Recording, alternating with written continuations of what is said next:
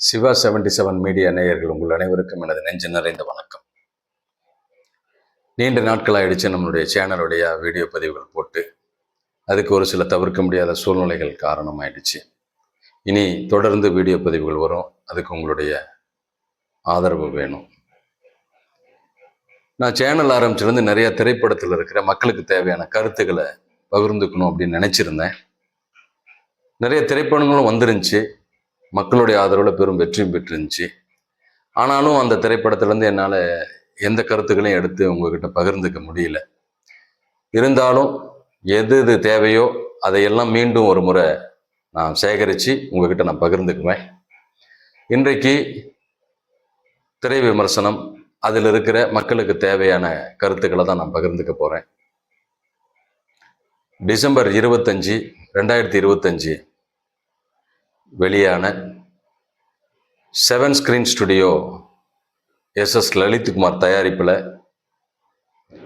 சுரேஷ் ராஜகுமார் இயக்கத்தில் வெளியான சிறை திரைப்படத்திலேருந்து தான் இன்னைக்கு நம்ம பேச போகிறோம். பெரும் வெற்றி பெற்றிருக்கு. 7 நாட்கள் முடிஞ்சு இன்னைக்கு 8வது நாள் திரைப்படம் வெற்றிகரமாக ஓடிட்டுருக்கு. ஒரு நல்ல திரைப்படமாக இருந்தால் மக்கள் ஆதரவு கொடுப்பாங்கங்கிற வரிசையில் இந்த திரைப்படமும் இடம்பெற்றிருக்குது. அதற்கு இந்த திரைப்பட குழுவிற்கு என்னுடைய வாழ்த்துக்களை தெரிவிச்சுக்கிறேன். கதை தமிழ், டானாக்காரன் இயக்குனர் தமிழ் தான் எழுதியிருக்காரு. இயக்குனரோட சேர்ந்து வசனம் திரைக்கதையை சிறப்பாக எழுதியிருக்காரு. அதே போல் சுரேஷ் ராஜகுமாரி அவரும் வசனம், திரைக்கதை, இயக்கம் மிக சிறப்பாக செஞ்சுருக்காரு. இந்த படம் இவ்வளோ பெரிய வெற்றி பெறத்துக்கு காரணம் தொழில்நுட்ப கலைஞர்கள், நடிகர், நடிகைகள். பிரமாதமான ஒளிப்பதிவு மாதேஷ் மாணிக்கம். அதே போல் ஃப்ளோமின் ராஜ் எடிட்டிங் அருமையாக செஞ்சுருக்காரு. இசை ஜஸ்டின் பிரபாகரன். படத்துக்கு தேவையான எந்தெந்த இடத்துல சத்தம் வேணும், எந்தெந்த இடத்துல சத்தம் இருக்கக்கூடாதுன்னு மிக கச்சிதமாக பொருத்தமாக இசையமைச்சிருக்காரு. அதே போல் இந்த திரைப்படத்தில் நடிச்சிருக்கிற நடிகர்கள் விக்ரம் பிரபு, அனிஸ்மா, அதே போல் அக்ஷய் குமார், ஆனந்த தம்பிராஜா, இப்படி நிறைய பேர் நடிச்சிருக்காங்க. இந்த கதாபாத்திரங்கள் ஒன்றுமே எதுவுமே தேவையில்லாத கதாபாத்திரங்கள்னு சொல்றதுக்கு இல்லாத அளவுக்கு ஒவ்வொரு கதாபாத்திரமும் முக்கியத்துவம் வாய்ந்ததாக இருக்குது. அதுதான் இந்த படத்தோட மிக சிறப்பு. இந்த படத்தோட ஒரு மையக்கரு என்னன்னா, அதிகாரம். அதிகாரம் எளியவர்கள் பக்கத்தால் இருந்தால், யதார்த்த மனிதர்களுடைய பக்கத்துணையா இருந்தா அவங்களுக்கு என்னவெல்லாம் நன்மைகள் நடக்கும் அப்படிங்கிறது தான் மையக்கரு. அதே போல் அந்த அதிகாரம் கெட்டவர்களை எதிர்த்து நின்னா எப்படியெல்லாம் அதை தடுக்கும், ஒடுக்குங்கிறத பற்றினதான் இதனுடைய படத்தில் இருக்கு. படத்தினுடைய ஒரு சுருக்கமான கதை. எஸ்கார்ட் போலீஸ் அவருடைய வாழ்க்கையில் நடக்கிற சம்பவங்கள். எஸ்கார்ட் போலீஸ் இருக்காரு, திருமணம் ஆயிடுச்சு, அம்மா இருக்காங்க, மனைவி இருக்காங்க, குழந்தை இருக்கு. அவங்க மனைவியும் காவல்துறையில் தான் வேலை பார்க்குறாங்க. அவர் எஸ்கார்ட் போலீஸாக இருக்கிறவர் சிறைத்துறையில் வேலை, பாஸ் வாங்கிக்கிட்டு சிறைத்துறையில் போய் எழுதி அங்கே இருந்து கைதிகளை கூட்டிட்டு எந்த நீதிமன்றமோ அந்த நீதிமன்றத்தை கூட்டிட்டு போயிட்டு அங்கிருந்து வழக்கு விசாரணை முடிச்சுட்டு மீண்டும் சிறையில் கொண்டு வந்து விடுறது தான் அவருடைய பணி. அப்படி இருக்கிறப்போ அவர் ஒரு கைதியை கூட்டிட்டு போறாரு. அவர் கிட்டத்தட்ட 6-7 கொலை வழக்கு இருக்கு, கற்பழிப்பு வழக்குலாம் இருக்கு. ஒரு 3 காவலர்கள் துப்பாக்கி பேக்கெல்லாம் எடுத்துக்கிட்டு பேருந்துல கூட்டிட்டு போறாங்க. போயிட்டு இருக்கிற சூழல்ல அவருடைய அந்த கைதியுடைய கூட்டாளிகள் மிளகாய் பொடி கரைசலை அந்த காவலர்கள் மேல வீசி அரிவாள் போன்ற ஆயுதங்களால் தாக்கி அந்த கைதியை மீட்டு கூட்டிட்டு போறதுக்காக ஒரு தாக்குதல் நடத்துறாங்க. எதிர்பாராத தாக்குதல். எவ்வளவோ முயற்சி பண்ணியும் அவங்களால முடியல. எப்படியாவது அந்த கைதியை பிடிச்சிடணும்னு நினைக்கிறாங்க, ஆனால் முடியல. அந்த சூழ்நிலையில அவன் ஆட்டோவில் தப்பிச்சு போற சூழ்நிலையில காவலர் விக்ரம் பிரபு துப்பாக்கியால சுட்டுறாரு. அந்த சுட்டதுனால அந்த கைதி இறந்து போயிடுறாரு. அதுக்கப்புறம் ஒரு விசாரணை கமிஷன் அமைக்கிறாங்க. ஆர்டிஓ தலைமையில் விசாரணை கமிஷனை எதிர்கொள்கிறாங்க. இந்த விசாரணை கமிஷன்ல உங்களை கொல்றதுக்கு யார் அதிகாரம் கொடுத்துருக்காங்கன்னு கேட்குறப்போ அவர் சொல்றாரு, காவலர் கையேடுல எங்களுக்கான அந்த சட்ட உரிமை இருக்கு, எங்க உயிரை பாதுகாக்கணும், அதே போல அந்த கைதியால மற்றவங்களுக்கு இது நடந்துடக்கூடாது அப்படிங்கிற ஒரு சூழ்நிலையில சுடுறதுக்கான உரிமை சட்டம் வாய்ப்பு இருக்குன்னு சொல்லி அவர் போராடுறாரு. உயர் அதிகாரிகளும் அந்த விசாரணை அதிகாரியும் கடுமையா அவரை திட்டி பேசி மீண்டும் மறு விசாரணை இப்போ உங்களை பேசிக்கிறோம் அப்படின்னு சொல்லி ஒரு மிரட்டலோடு அனுப்புகிறாங்க. ஒரு மன உடைந்த சூழல். அதே நேரத்தில் இந்த பக்கம் பார்த்தீங்கன்னா மனைவி சரியான அவருக்கான பங்களிப்பை குடும்பத்தில் செய்யலைங்கிற அவங்களுக்கான மன வருத்தம். இந்த வருத்தத்தை கூட ரொம்ப தீவிரமாக காட்டாமல் ஒரு கவித்துவமாக இயக்குனர் காட்டியிருக்காரு. அதெல்லாம் முடிச்சு மீண்டும் ஒரு கைதியை கூட்டிட்டு போகக்கூடிய ஒரு நிலை அந்த காவலருக்கு ஏற்படுது. அந்த கைதி இளைஞராக இருக்கிறாரு. அவர் ரொம்ப இரவு பல்லாம் பயணம் செஞ்சு போகணும். அது என்ன சொல்லுவாங்கன்னா லாங் எஸ்கார்டும்பாங்க, நீண்ட தூரம் கூட்டிகிட்டு போகக்கூடிய ஒரு சூழ்நிலை. அப்போ லாங் எஸ்கார்டில் பார்த்தீங்கன்னா கைதியை விலங்கிட்டு சேஃப்டி விலங்குலாம் போட்டு அப்படி தான் கூட்டிகிட்டு போகணும். அப்போ அந்த இளைஞரை கூட்டிகிட்டு போகிறப்போ அந்த இளைஞர் பார்த்தீங்கன்னா ஒரு துருதுருன்னு இருக்காப்புல, ஒரு மாதிரி சுற்றி முற்றி பார்க்குறாரு. அவரை பார்த்தா ஒரு இறுக்கமாக இருக்கிறாப்புல. அவரு காவலருக்கு அவன் மேல ஒரு சந்தேகம் இருந்துகிட்டே இருக்கு. தப்பிச்சு போகக்கூடிய சூழ்நிலை இருக்கா, அல்லது அவனை தாக்கக்கூடிய சூழ்நிலை ஏதாவது இருக்கா, என்ன சூழ்நிலைன்னு தெரியல, சாப்பிட மாட்டேங்கிறான் அப்படிங்கிற ஒரு இதெல்லாம் இருக்கு. அந்த நிலையில தான் ஒரு பயந்துட்டு தான் அவரை கூட்டிட்டு போறாங்க. அப்ப கூட்டிட்டு போற வழியில அதுக்கு தகுந்த மாதிரி ஒரு சில பிரச்சனைகள்லாம் நடக்குது. இந்த பிரச்சனைகள்ல போலீசார் கவனம் செலுத்தி இருக்கிற நேரத்துல இந்த கைதி பஸ்ல இல்லாத போயிடுறாரு. உடனடியாக காவலர்லாம் பயந்து போய் இன்னொரு பஸ்ஸை பிடிச்சி தொலைவி அங்கேயும் போய் பார்க்குறாங்க. எங்கே தொலைவும் கிடைக்கல. அது உள்ளூர் காவல் நிலையத்தில் போய் போகலான்ட்டு போகிறாங்க. அங்கே போகிறப்ப அந்த கைதி துப்பாக்கி அவங்களுடைய பேக்கெல்லாம் வச்சுக்கிட்டு அங்கே இருக்கான். உடனே கூட இருக்கிற அந்த காவலர் கூட இருக்கிற இன்னொரு காவலர் என்ன பண்ணுறாரு, போய் கடுமையாக தாக்குறத உடனே இன்ஸ்பெக்டர் பார்த்துட்டு, என் ஸ்டேஷனில் இங்கே உள்ள இருக்கிறவனை நீ எப்படி தாக்கலாம், வாங்க அவனை முறையாக பாதுகாக்கிறத விட்டுவிட்டு இங்கே அவனை அடிச்சிட்டு இருக்கலான்னு சொல்லி அவனை கூப்பிட்டு கேட்குறாரு. அப்போ கேட்குற நிலையில் பார்த்தீங்கன்னா ஒரு 2 காவலர்கள் குடிச்சிருக்காங்க, விக்ரம் பிரபு மட்டும் குடிக்கல. ஏன்னா இதுதான் உங்கள் மேலதிகாரி சொல்கிறேன்னு சொல்லி மட்டும் அதில் தயவு பண்ணி கெஞ்சி கேட்டு, இல்லைங்க தவறு பண்ணிட்டோம், மன்னிச்சிருங்க, நாங்கள் எப்படியே முறையாக கூப்பிட்டு போய் அவனை நீதிமன்றத்தில் ஆஜர்படுத்திட்டு சிறையில் கொண்டு போய் ஒப்படைச்சிடறோம், அந்த ஒரு முறை எங்களுக்கு ஒரு மன்னிப்பு கொடுங்கன்னு சொல்லி கேட்குறாப்புல. சரி பரவாயில்லன்னு சொல்லிட்டு இன்ஸ்பெக்டர் என்ன பண்ணுறாரு, ஒரு ரெக்கார்டு எழுதணும் இல்லையா. அப்போ பேரெல்லாம் கேட்டுக்கிட்டு அந்த துப்பாக்கி நம்பர் இருக்கும், அதை கேட்குறாரு. துப்பாக்கி நம்பர் சொல்லிடுறாங்க. அப்போ நம்பர் சொன்னோன்னே அதில் இருக்கிற கன்னு சொல்கிறாங்க, அந்த குண்டு அது காட்ட சொல்கிறாங்க, காட்டவே மாட்டேங்கிறாரு. அப்புறம் பார்த்தா அது லோடோடு இருக்குது. அந்த துப்பாக்கி லோடில் இருக்குன்னு சொன்னோன்னே இன்ஸ்பெக்டர் ஆச்சரியமே, லாங் எஸ்கார்டில் லோடு பண்ணி துப்பாக்கி எடுத்துகிட்டு போகக்கூடாது, எப்படி எடுத்துகிட்டு போகிறீங்க அப்படிங்கிறப்ப அவர் சொல்கிறாரு, அக்யூஸ்ட் முஸ்லீம் அதனால் அப்படிங்கிறாரு. அவர் ஒரு கடுமையாக அந்த இடத்துல ஒரு நிலை, அது படத்தோடைய முக்கியமான இடம் அது. அப்புறம் கூட்டிகிட்டு போயிட்டு இன்ஸ்பெக்டர் ஒரு லாரியில் வச்சு காவலர்களையும் அந்த கைதியை அனுப்பிடுறாப்புல. அப்போ அந்த விக்ரம் பிரபுக்கு அந்த இளைஞர் மேலே ஒரு கவனம் திரும்புது. அவன் தப்பிச்சு போகலை, காவல் நிலையத்தில் போய் சரண்டர் ஆகிருக்கான், ஏதோ ஒரு விஷயம் அவனுக்குள்ளே இருக்குது அப்படின்னு சொல்லிட்டு கவனம் வந்த பின்னாடி அதை கேட்குறாப்புல, என்ன ஏன் நீ தப்பிச்சு போகல, போய் சரண்டர் ஆகிருக்க, என்ன பிரச்சனை உனக்கு, என்ன வழக்கு, கொலை வழக்கு எப்படி நடந்துச்சு அப்படின்னு கேட்குறாரு. அப்போ அவன் சொல்கிறான், அந்த கதையை சொல்கிறான்.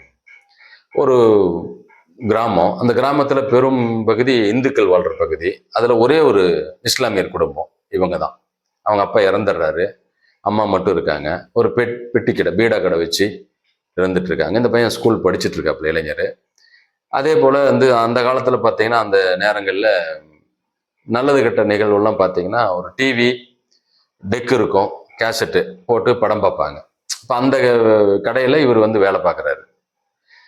பார்த்துட்டு இந்த மாதிரி அந்த கிராமத்தில் வசிச்சுட்டு இருக்கிறப்போ அந்த கிராமத்தில் இந்து குடும்பத்தை சேர்ந்த ஒரு பொண்ணு இருக்குது. அது பொண்ணு இவர் மேலே ஆசைப்படுது, இவருக்கும் ஆசை தான். இருந்தாலும் அவங்க பெரும்பான்மையாக இருக்காங்க, நம்மளை எதாவது பண்ணிட்டு என்ன பண்ணுறது, அம்மா நம்ம மட்டும்தானே இருக்கிறோம், அம்மாவுக்கு நம்ம மட்டும்தான் ஆதரவுன்னு சொல்லி அவர் பயந்து அப்படியே இருக்கிறாரு. இருந்தாலும் அந்த பெண்ணுடைய அந்த விருப்பமும் இவருடைய விருப்பமும் சேர்ந்து அங்கே காதலாக மாறுது.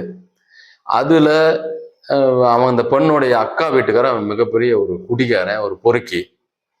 மூர்க்கத்தனமா தாக்கக்கூடியவன், எந்த நல்லது கெட்டதுமே தெரிஞ்சுக்காதவன், அங்க இருக்கிற அந்த அவங்க கூட்டத்தோட செட்டோட சேர்ந்துக்கிட்டு அந்த மாதிரி வன்முறையில ஈடுபட்டு இருக்கிறவன்.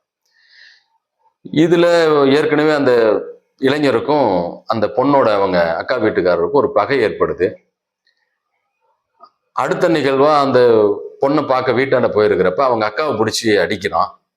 இந்த பொண்ணு போய் ஏன் அக்காவை வந்து இப்படி அடிக்கிறீங்க அப்படின்னு சொல்லி கேட்குது.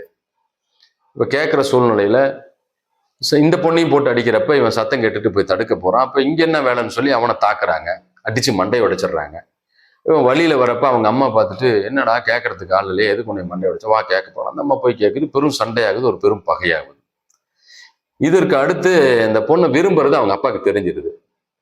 அவங்க அப்பா என்ன பண்றாரு, அவங்க அம்மாவும் அந்த இளைஞரும் ஒரு இடத்துக்கு வெளியே போயிட்டு திரும்ப வந்துட்டு இருக்கிறப்ப குறுக்காட்டி அடிச்சு அவங்க அம்மாவை கண்மூடித்தனமா தாக்குறாரு. உயிர் போற நிலை வரைக்கும் அடிக்கிற சூழல்ல இந்த பையன் திருப்பி தாக்குறான். தாக்கிட்டு அவங்க அம்மாவை மருத்துவமனை கூட்டு போய் சேர்த்திடுறான். கவலைக்கிடமா தான் அவங்க அம்மா இருக்காங்க, சீரியஸான நிலையில. அந்த உள்ளூர் மருத்துவமனை தான். அதுல இருந்துட்டு போயிட்டு துணி எடுத்துருவான்னு சொல்றாங்க. அதுக்காக வெளியில வரத்துக்கு வர பாக்குறப்போ அவன் விரும்புற பொண்ணு, அவங்க அக்கா வீட்டுக்காரன், அந்த ஊர் மக்கள்லாம் அப்படியே ரொம்ப கூட்டமா இருக்கிறாங்க, பரபரப்பா இருக்கிறாங்க. அவன் தடுமாறி போயிட்டு ஒருத்தர்கிட்ட கேட்கறான், என்ன ஆச்சாங்க அப்படின்னு. அப்ப அந்த பொண்ணு கதறிட்டு வந்து சொல்லுது, இது மாதிரி எங்க அப்பாவை யாரோ வந்து அடிச்சு கொண்டுட்டாங்க அப்படின்னு சொல்லி கதறி அழுகுது. அப்போ இவன் ஐயோ நம்ம அம்மாவை வந்து தாக்கணத்துக்காக நம்ம திருப்பி தாக்கணும், அதில் அவர் செத்துட்டாரா அப்படின்னு பயந்துட்டு அந்த உள்ளூர் காவல் நிலையத்தில் போய் சரண்டர் ஆயிடுறாப்ல. உடனே அங்கே இருக்கிற கூட்டம்லாம் போய் அவனை தாக்கிறத முயற்சி. அப்போ இன்ஸ்பெக்டர் வந்து சொல்றாரு, இது வந்து அவன் கொலை பண்ணனத்துக்கு ஒத்துக்கிட்டு அவன் வந்து சரண்டர் ஆகிட்டான், ரிமாண்ட் பண்ண போகிறோம், கோர்ட்டில் ஒப்படைக்க போகிறோம், நீ வந்து இங்கெல்லாம் சத்தம் போட்டுக்கணும்னு சொல்லி அனுப்பிவிட்டுறாரு. அப்போ வந்து சிறையில் அடைக்கப்பட்டுறான். சிறையில் அடைப்பட்ட பின்னாடி இந்த கதை இவர் வந்து காவலர்கிட்ட சொல்கிறாப்புல. அப்படி சொல்கிறத கேட்டுட்டு வந்துட்டு நீதிமன்றத்துக்கு கூப்பிட்டு போகிறப்ப அந்த காதலி பார்க்கணும்னு சொல்லி சொல்கிறாங்க. அந்த பொண்ணு புரிஞ்சுக்குது, இவன் அம்மாவை தாக்குனதுனால நம்ம அப்பாவை தாக்கியிருக்கோம், அதில் இறந்துட்டாருன்னு சொல்லி. அவங்க அம்மாவும் இடையில இறந்துடுறாங்க. அப்போ யாரும் இல்லாத அனாதையாக அவன் நிற்கிறப்ப அவன் மேலே ஒரு பரிதாபத்தில் அந்த பொண்ணு மீண்டும் அவனை நேசிக்க ஆரம்பிக்குது. அவன் வந்து நீதிமன்றத்தில் பார்க்க வருது. அந்த காட்சிகளை எல்லாம் அந்த காவலர் பார்க்குறப்ப ரொம்ப மனசு இலகி, ஒரு யதார்த்தமா தான் இருக்கிறான், தெரியாம இந்த கொலை நடந்துருச்சு, ஆனா 5 வருஷமா விசாரணை கைதியாவே இருக்கிறான்னு சொல்லி நீதிபதிகிட்ட போய் கெஞ்சி கேட்டுப்பாருன்னு சொல்றப்ப அந்த நீதிபதி ஆரம்பத்துல கோவப்பட்டா கூட அப்புறம் விசாரணை பண்ணி பார்க்குறப்ப 5 வருஷமா விசாரணை கைதியாவே இவனை நம்ம வாய்தா போட்டு அனுப்பியிருக்கிறோம், தவறு எங்க மேலே இருக்குது, அடுத்த விசாரணை ஒன்று போடுறேன், அந்த விசாரணையில உனக்கு நீதி விடுதலை கிடைக்கக்கூடிய நாளா கூட இருக்கும்னு சொல்லி அனுப்புறாரு. அவன் ரொம்ப சந்தோஷப்படுறான், அந்த பொண்ணு ரொம்ப சந்தோஷப்படுது. இந்த காவலர் காலில் விழுந்துட்டுலாம் கதறான், அழுகிறான், சந்தோஷத்தை வெளிப்படுத்துறான். கோயிலுக்கெல்லாம் போய் சாமி கும்பிட்டுட்டு மீண்டும் சிறைக்கு கூட்டு போறான். அடுத்த விசாரணைக்கு நீங்களே வாங்க சார்னு அந்த காவலரை கூப்பிட்டு நானே வரேன் அப்படின்னு சொல்லிட்டு போறாரு. அப்ப இந்த நிலை இதுக்கப்புறம் அந்த அவன் விடுதலை ஆனானா, அவங்க 2 பேரும் திருமணம் செஞ்சுக்கிட்டாங்களா அப்படிங்கிறது தான் இந்த கதையோட இறுதி. இப்போ என்னன்னா, டானாக்காரன் தமிழ் அவர் தான் கதை எழுதியிருக்காரு. இப்போ வசனமும் திரைக்கதையும் இயக்குனரோட சேர்ந்து எழுதியிருக்காரு. மிக அருமையான கதை. இந்த கதை வழியா மக்களுக்கு சொல்ல விரும்புறத ரொம்ப அருமையா செஞ்சிருக்காங்க இயக்குனரும் இவரும் சேர்ந்து. இதுக்கு ஒத்துழைப்பா இந்த தொழில்நுட்ப கலைஞர்கள், நடிகர்கள் அனைவருமே பிரமாதமா செஞ்சிருக்காங்க. நான் இந்த கதையிலேருந்து என்னென்ன ஒரு 5 பகுதியா நான் பார்க்க விரும்புறேன். இப்போ நம்ம பார்த்துருப்போம் இந்த வெஸ்கார்டு போலீஸ், நானே பார்த்துருக்கேன், நீங்களும் பார்த்துருப்பீங்க. நான் பஸ்ல போயிட்டு இருப்போம், ஒரு 2-3 போலீஸ் வருவாங்க, துப்பாக்கி வச்சிருப்பாங்க, பேக் மாட்டிருப்பாங்க, ஒரு கைதியை வந்து விலங்கு போட்டு கூப்பிட்டு வந்து உட்கார வச்சிருப்பாங்க, கூட்டிட்டு போவாங்க, குறிப்பிட்ட பஸ் ஸ்டாப் வந்து இறங்கி போயிடுவாங்க. நம்ம இப்படிதான் கடந்து போயிருக்கிறோம். ஆனா இந்த படத்தை பார்க்குறப்போ இந்த சிறை காவலருடைய பணி என்ன, அது ஒரு பதட்டமான சூழ்நிலை என்ன, அதில் ஏற்படுற திகில் என்ன, அதில் ஏற்படுற பிரச்சனைகள் என்ன, அதன் மூலம் ஒரு குடும்பத்துல ஒரு இல்லாத ஒரு நிலையை பங்களிப்பு செலுத்த முடியல, மனைவி குழந்தைங்க அம்மான்னு அவருடைய முழுமையா அவர் அங்க இருக்க முடியாத ஒரு தவிக்கிற நிலை, இது எல்லாத்தையுமே நம்ம தெரிஞ்சுக்கலாம். அதே போல ஒரு கைதி எப்படி அவங்க கூட்டிட்டு வராங்க, அதுக்கு எப்படி பாஸ் போடணும், அந்த பாஸ் எங்க என்ட்ரி போடுறாங்க, அங்க கைதிகள் எங்க உட்கார வச்சிருப்பாங்க, அங்க போயிட்டு அதுக்கப்புறம் எந்த நீதிமன்றம்னு சொல்லி அவங்களை அனுப்புறான், அவன் எப்படி அவங்கள பாஸ் போட்டு அவங்க கூட்டிட்டு போறாங்க, சாப்பிட வைக்கிறாங்க, சாப்பிட வைக்கிற பொறுப்புல இருந்து கூட்டு போய் நீதிமன்றத்துல விசாரணைக்கு ஆஜர்படுத்தி மீண்டும் சிறைக்கு கூட்டு வந்து ஒப்படைக்கிறது, முழுமையா அந்த சிறை காவலர் பத்தின எல்லாமே நம்ம தெரிஞ்சுக்க முடியும். அவ்வளவு அருமையா காட்சிப்படுத்தியிருக்காரு இயக்குனர். அதே போல அந்த காவலர்கள் பார்த்தீங்கன்னா வெறுத்து பேசுறவன் எப்படியெல்லாம் இருக்கிறான், ஆதரிச்சு பேசுறவன் என்ன மனநிலையில் இருக்கிறாங்கிறத நம்ம தெரிஞ்சுக்க முடியும். பிடிச்சிருந்தா ஆதரிச்சு பேசுறான், பிடிக்கலைன்னா எந்த அளவுக்கு வெறுப்பை கொடுக்குறாங்களோ அந்த அளவுக்கு வெறுப்பை கொடுக்குறாங்க. அந்த வெறுப்பு அவங்க மேல எப்படி காட்டப்படுதுங்கிறத நம்ம பார்க்க முடியும். அதே போல படம் துவக்கம்னா எப்படி இருக்கணும், ஒரு இடைவேளைனா எப்படி இருக்கணும், படத்தோட இறுதி காட்சினா எப்படி இருக்கணுங்கிறத நிறைய திரைப்படங்கள் வந்திருந்தாலும் இந்த திரைப்படம் அதுல சிறப்பு வாய்ந்ததா இருக்கு. முதல் காட்சியை பார்த்தீங்கன்னா ஒரு பதபதப்போட அந்த கைதியை கூட்டிட்டு போறாங்க. 7 கொலை பண்ண ஒரு குற்றவாளியை கூட்டிட்டு போற சூழல்ல அந்த கூட்டாளிகள் வந்து அந்த மிளகாப்பொடி கரைசலை தாக்கி கொடூரமா அது ஒரு பெரிய பதபதப்பாவே இருக்கும். அந்த பயத்தை அப்படியே நம்ம கிட்ட கடத்துவார். அதுக்கப்புறம் இவர் எப்படியாவது அவனை தப்பிக்க விடக்கூடாது, அவனை ஏதாவது ஒண்ணு பண்ணிட்டா பரவாயில்ல நம்ம நினைச்சிட்டு இருப்போம், நினைக்கிற எண்ணத்தை நமக்குள்ள ஏற்படுத்துறாரு. நம்ம நினைப்போம், நினைக்கிற மாதிரியே அந்த காவலர் வந்து அவனை துப்பாக்கியால சுட்டுருவார். இந்த மாதிரி அதுதான் முதல் காட்சி.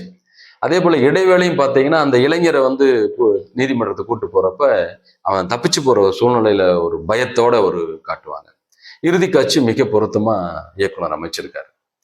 அப்புறம் இன்னொன்னு என்னன்னா, ஒரு முன்பின் யோசனை இல்லாத ஒரு பதட்டமானது, என்ன நம்ம நினைக்கிறோமோ அதையெல்லாம் செஞ்சிடணுங்கிற நிலைனால என்னென்ன பிரச்சனைகள் ஏற்படுது, எவ்வளவு தவறுகள் ஏற்படுது அப்படிங்கிறத ஒரு சில கதாபாத்திரங்கள் வழியா அது அழகா இயக்குனர் நமக்குள்ள கடத்துறாரு.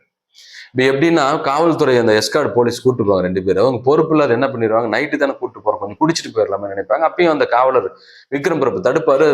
ஒரு முறை இனிமேல் அப்படி இருக்க மாட்டேன்னு சொல்லி கேட்டு குடிச்சிருவாங்க. அந்த குடிச்சதுனால அவர் நிலையை மறந்து அவர் போய் சாதாரணமா இருக்கிற பொது ஜனங்க கிட்ட, அவரு வந்து போலீஸ்னு அவருக்கு தெரியும், யூனிஃபார்ம் இல்லைன்னா எப்படி மற்றவங்களுக்கு தெரியும்.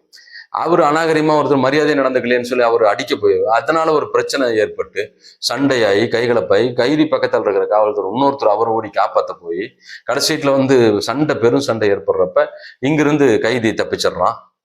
அப்புறம் இன்ஸ்பெக்டர் போய் நிக்கிறப்ப அந்த போதையில் இருக்கிறது அந்த வாசம் தெரிஞ்சு இன்ஸ்பெக்டர் சத்தம் போட்டு அந்த அவமானத்துக்குள்ளாகி ஒரு பணி நேரத்துல நம்ம முறையா செய்யலைன்னா அங்க என்னென்ன பிரச்சனைகள்லாம் ஏற்படும், அதனால எவ்வளவு தலைகுனிவு எவ்வளவு சிக்கல் வருங்கிறத அந்த கதாபாத்திரங்கள் மூலம் காட்டுறாருல. அதே போல வந்து அந்த இளைஞர் வந்து எவ்வளவோ பயந்தாலும் அந்த பொண்ணுக்காக வந்து விருப்பமும் இருக்கிறதுனால விரும்புறாங்க.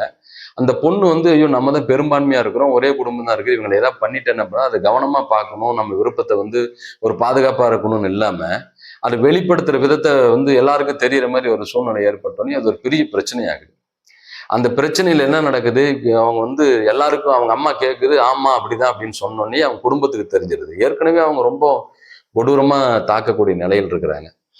அவங்க வந்து அந்த பையனை தாக்கி பெரிய ஒரு சூழ்நிலையாகி அதை தடுக்க முடியாத போய் அவங்க அம்மாவை தாக்குறப்ப அவன் எதிர்த்தாக்கல் பண்றப்ப கடைசியில் அவங்க அப்பா செத்து இவன் சிறைக்கு போய் கைதியாகிற நிலைமை வருது. அந்த முன்பின் யோசனை இல்லாத கைதியா இருக்கிறப்ப அதே போல நீதிமன்றத்தை கூட்டு வருவாங்க. அவரு உனக்கு வந்து நீதிமன்றமும் தவறு பண்ணிருக்கிறப்ப அடுத்த முறை வா உனக்கு விடுதலை பண்ணக்கூடிய நாளா இருக்குன்னு ஒரு நீதிபதி சொல்லுவாரு. ஆனா அவர் வரப்ப இன்னொரு நீதிபதி வந்துருவாரு. அந்த நீதிபதிக்கு அந்த புரிதல் இருக்காரு. அவரு போயிட்டு மாறணும்னே ஒரு பதட்டமாயிருவான் அந்த இளைஞர். அவரு வந்து நீ மறுபடியும் ஒரு மறுதேதி விசாரணை போட்டுருவாரு. போட்டோடனே அவன் சிறையிலே கத்துவான். கத்துறப்ப சிறை மாண்பை தடுக்கிறான், வந்து புரிஞ்சுக்காத இப்படி இருக்கிறான்னு சொல்லி நீதிபதி கோவத்துக்குள்ளாய் காவலர்கள் அவனை வெளியில எடுத்துட்டு போவான்னு சொல்றப்ப விக்ரம் பிரபு உள்ள வந்து ஐயா எப்படியாவது போன நீதிபதி இதெல்லாம் பண்றேன் விடுதலை பண்றேன் அப்படிங்கிற மாதிரி விசாரணை பண்றேன்னாரு. நீங்க அதை கொஞ்சம் கன்சிடர் பண்ணுங்கன்னு சொல்லி அவர்கிட்ட கேட்கிறப்போ நீ யாரு அப்படிங்கிறாரு. நான் காவலர் அப்படின்னாரு. காவலர்னா எங்க யூனிஃபார்ம், அவசரத்தில் உள்ள வரப்ப யூனிஃபார்ம் இல்லாத வந்துடுறாரு. யூனிஃபார்ம் எங்க, யூனிஃபார்ம் இல்லை, நீ வந்து எஸ்கார்ட்னா உன் பாஸ் கொடுன்னு சொல்லி பாஸ் கார்டு பாக்குறப்ப பாஸ்ல 3 பேர் தான் இருக்கும், இவர் பேர் இருக்காரு. அப்போ உன் பேர் இல்லை, நீ எப்படி உள்ள நீதிமன்றத்துல இருந்து எனக்கு சட்டம் சொல்லி தெரியான்னு சொல்லி எல்லாத்து மேலேயும் கோவப்பட்டு ஒரு விசாரணை கடிதம் ஒன்று கொடுத்து போ அப்படின்னு சொல்லி அனுப்பி இந்த முன்பின் யோசனை இல்லாத அங்க எவ்வளவு தடுமாற்றம் ஏற்பட்டு அந்த ஒரு பதட்ட சூழ்நிலை என்ன பண்றான், அந்த இளைஞர் வந்து தப்பிச்சு ஓடுறான். அவனை துரத்தி போய் காவலெல்லாம் பிடிச்சி அடிச்சு ஆட்டோவில் அட்டைக்கு பிடிச்சி உட்கார வைக்கிறாங்க. அப்ப அந்த பொண்ணு வந்து அதை தாண்டி பஸ்ல போயிட்டு இருக்கிறப்ப அதை பாக்குறாங்க. அது ஒரு யோசனை இல்லாம இருந்து நம்ம இறங்கி கேட்டு இறங்கி பொறுமையா போய் அவனை பாத்திரலாம்னு நினைக்காம அடிச்சு பிடிச்சி ஓடியாரும். கடைசியில் ஒரு பஸ்ல பேருந்து ஆக்சிடென்ட் ஆகி ஒரு கொடூரமான ஒரு சூழ்நிலை ஏற்படுது. இதுல என்னன்னா ஒரு சூழ்நிலையும் முன்பின் யோசனை இல்லாம இருந்தால் அங்க என்னென்ன விதமான ஒரு பதட்டங்கள் ஏற்படும், பிரச்சனைகள் ஏற்படும், பாதிப்புகள் ஏற்படுங்கிறத அந்தந்த கதாபாத்திரங்கள் வழியா மிக அருமையா அந்த இயக்குனர் வந்து கடத்தியிருக்காரு. அதுல உள்ளபடியே அவருக்கு நம்ம பாராட்ட தெரிவிக்கணும். இப்ப நம்ம எத்தனையோ ஒரு சில தவறுகள் பண்ணியிருப்போம், தப்புகள் முன்பின் யோசனை இல்லாம இதெல்லாம் பாக்குறப்ப நம்ம அது உணர்வோம். எதையும் நிதானத்தோட பொறுமையா நம்ம கையாளணும். எல்லா விஷயங்களும் நம்ம கையில தான் இருக்கு. நம்மளை மீறி இருக்கிறதுக்கு ஒன்றும் பண்ண முடியாது. நமக்குள்ள இருக்கிறத நம்ம அது கவனமா தான் நம்ம பண்ணணுங்கிறத இந்த கதாபாத்திரங்கள் வழியா நம்ம அதை வந்து புரிஞ்சுக்குவோம். அடுத்து பார்த்தீங்கன்னா ஒரு காட்சி இருக்கும். அந்த காவலர்கள் தப்பிச்சு இளைஞர் போன பின்னாடி உள்ளூர் காவல் நிலையத்தில் அந்த பையன் சரண்டர் ஆயிருப்பாப்புல.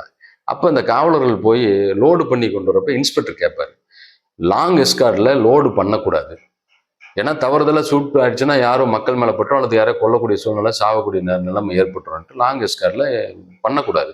எப்படி பண்ணீங்க எப்படி பண்ணி கேட்குறப்ப அவர் அப்படியே தடுமாறிட்டு, சார் இல்லை சார், சார் வந்து அக்யூஸ்ட் முஸ்லீம் சார் அப்படின்னா. அப்போ அக்யூஸ்ட் முஸ்லீமா இருந்தால் லோடு பண்ணி தான் எடுத்துட்டு போவீங்களா? இப்போ நானும் முஸ்லீம் தான் பாரு. அவர் இன்ஸ்பெக்டர் முஸ்லீமா இருப்பார், நானும் முஸ்லீம். அப்போ என்னையும் சுட்டுருவியா, என்னையும் கொண்டுருவீங்களா அப்படிம்பாரு. அப்போ இல்லை சார், அப்படி இல்லை சார், அக்யூஸ்டு சார் அவன், அதனால் அப்படின்னு சொல்லிட்டு இருப்பான்.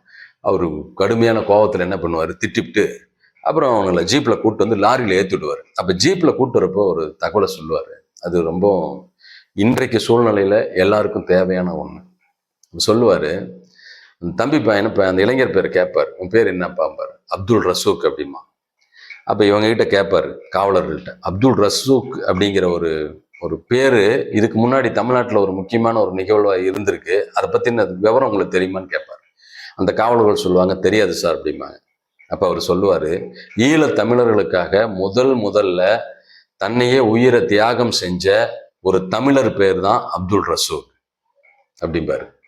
மதத்திலேருந்து மனிதர்களை பார்க்காதீங்க, மனிதர்களுடைய நடவடிக்கைகளை தான் பார்க்கணும் மொழிய மதத்திலேருந்து மனிதனை பார்க்கக்கூடாது அப்படின்னு சொல்லி ஒரு மிக முக்கியமான ஒரே அந்த செய்தியை வந்து நம்மக்கிட்ட எல்லார்கிட்டையும் கடத்திருக்காரு. எல்லாருமே அது உணர்ந்துக்கணும்.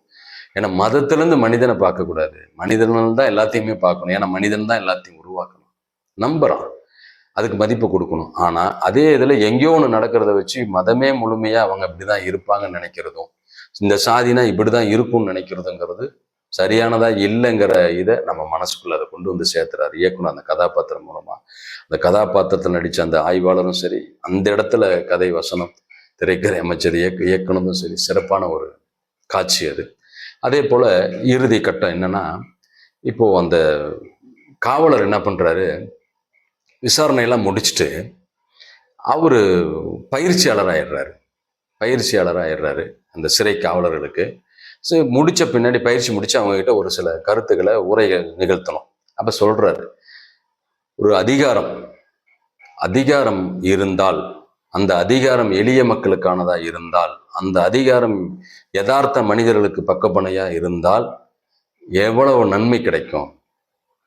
என்ன நன்மைனா, ஒரு அதிகாரம் இருந்து அதை வந்து மக்களுக்கு பயன்படுத்தணும், அதை தயங்கக்கூடாது, பயப்படக்கூடாது, எதையும் யோசிக்கக்கூடாது, எல்லா சட்ட உரிமைகளும் வாய்ப்புகளும் இருக்கு, அதை பயன்படுத்தி நம்ம மக்களுக்கு ஆதரவா நிற்கணும்னு சொல்லி, பயப்படாதீங்க, தைரியமா நில்லுங்கன்னு சொல்லுவார். இப்ப நானும் அதே போல அந்த அதிகாரங்கிற ஒரு விஷயத்தை மட்டும் சொல்லி நிறைவு செய்ய விரும்புறேன். அதிகாரத்தை நிறைய நம்ம பார்த்துருப்போம். ஆட்சி அதிகாரம், நிர்வாக அதிகாரம், நீதித்துறை அதிகாரம், காவல்துறை அதிகாரம், நிதித்துறை அதிகாரம். இப்போ நம்ம ஆட்சித்துறை அதிகாரம் பார்த்தீங்கன்னா, இங்கே உள்ளூர் கவுன்சிலர், நகராட்சி தலைவர், மாநகராட்சி மேயர், சட்டமன்ற உறுப்பினர்கள், எதிர்கட்சி தலைவர், அமைச்சர், முதலமைச்சர், இப்படி பிரதம மந்திரி, இப்படி ஆட்சி அதிகாரம். அதே போல வந்து நீதித்துறை அதிகாரம் இப்போ பார்த்தீங்கன்னா வழக்கறிஞர்கள், நீதிபதிகள். நிர்வாகத்துறை அதிகாரம் அது பார்த்தீங்கன்னா உள்ளூர் விஓ, ஆர்ஐ, தாசில்தார்,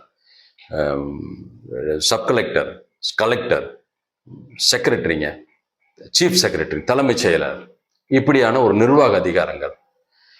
அதே போல காவல்துறையில் constable, head constable, sub inspector, inspector, DSP, SP, DIG, IG, DGP, இப்படி காவல்துறை அதிகாரி. நிதித்துறை, எத்தனையோ நிதித்துறைகள் இருந்தாலும், இப்போ வங்கி அளவில் நம்ம எடுத்துக்கிட்டோம்னா கூட ஒரு உதவியாளர்ல இருந்து அசிஸ்டன்ட் மேனேஜர், பிரான்ச் மேனேஜர் வரைக்கும் அங்கே இருக்கிற ஒரு அதிகாரங்கள். இந்த அதிகாரங்கள்லாம் சேர்ந்து எளிய மக்களுக்கும் யதார்த்த மனிதர்களுக்கும் பக்கத்துணையாக இருந்தால் இந்த நாடு மிகப்பெரிய செழிப்படையும். ஒரு சின்ன சின்ன தவறுகள் இருந்திருந்தா கூட அந்த தவறுகளை திருத்திக்கிறதுக்கான ஒரு வாய்ப்புகளை வந்து இந்த அதிகாரங்கள் அவங்களுக்கு வழங்கணும். அப்போ அப்படி கிடைக்கிறப்போ அவங்க மாற்றிக்குவாங்க.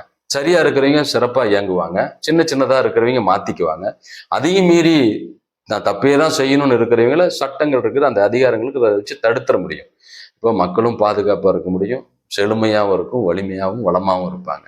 இந்த கருத்தை தான் நம்ம இதுலேருந்து நம்ம புரிஞ்சுக்கக்கூடியதாக இருக்குது. அதனால இவ்வளவு பெரிய முக்கியமான நல்ல கதையை வழங்கிய நானாக்காரன் இயக்குனர் தமிழ் அவர்களுக்கும், அருமையாக காட்சிப்படுத்தி மக்கள் மனசில் கொண்டு வந்து சேர்த்த இயக்குனர் அவர்களுக்கும் மீண்டும் ஒரு முறை சிவா 77 மீடியா சார்பாக நெஞ்சார வாழ்த்தி நிறைவு செய்கிறேன். மீண்டும் சந்திப்போம். மகிழ்ச்சி.